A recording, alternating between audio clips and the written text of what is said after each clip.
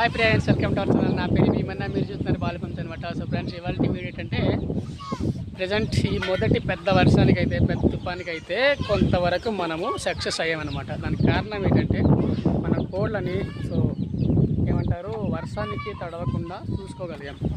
But చిన్న చిన్న కోళ్ళు అంటే కొన్ని కోళ్ళు బయటకు వచ్చినప్పుడు వాటర్ అంటే కొంచెం వాటర్ దగ్గర బురద నీళ్ళు తాగడం కానీ, బురదలో ఉన్నటువంటి ఆహారం తినడం వల్ల కొన్ని కోళ్ళు అయితే కొంతవరకు చిన్న వైరస్ అయితే సోకింది. బట్ దానికి ఏంటంటే మన మధ్యలో మీరు చెప్పినట్టు లసోట పెడుతున్నాము, తర్వాత అప్పుడప్పుడు అల్లం, వెల్లుల్లి, ఉల్లిపాయలు, తర్వాత పెద్ద వెప్పి ఇవన్నీ పెడుతున్నాం కదా. సో అది కరెక్ట్గా అడ్డుపెట్టింది అనమాట. సో దానివల్ల కోళ్ళు చనిపోకుండా మనం కాపాడుకోగలిగాం.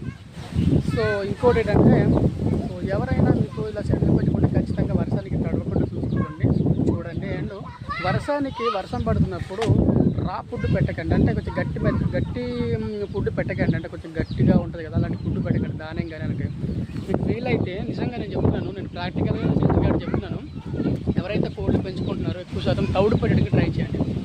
తౌడు పెట్టేసి తౌడు దగ్గర అన్నం ఉంటుందా, తౌడు దగ్గర అన్నం లాంటిది కొంచెం అన్నం కానీ, ఇప్పుడు చాలామంది మొక్కజొన్న ఇవన్నీ పెడుతుంటారు కదా, మొక్కజొన్న కాకిజొన్న అని పెడుతుంటారు, తెల్లజొన్న. సో అవి కూడా మనం కొంచెం బాగా ఉడకపెట్టేసి తౌడు దగ్గర అయితే కలిపి పెట్టవచ్చు, ఓకేనా. సో దానివల్ల కూడా మనం కోళ్ళు పూర్తిగా అంటే కొంచెం ప్రశాంతంగా డైజెషన్ అయ్యి కోళ్ళు ఆరోగ్యంగా ఉండడానికి బాగుంటుంది. సో అదండి, నేను ప్రాక్టికల్గా చేస్తాను కాబట్టి మీకు చెప్తున్నాను. సో అండ్ మా ఫ్రెండ్స్ చాలామంది తౌడు వాడుతున్నారు. సో అదైతే చాలా బాగా పనిచేస్తుంది అనమాట. సో దానివల్ల మీకు చెప్తున్నాను నేను. అండ్ ఇంకేమున్నాయా, సో మనం రసంగి పెట్ట కానీ, తర్వాత ఇంకో డాగ పెట్ట కానీ, ఇంకో కాకిచ్చిన పిల్ల కానీ, ఇవన్నీ మనం యథావిధిగా విజయవంతంగా మనం అయితే కాపాడుకోగలిగాం.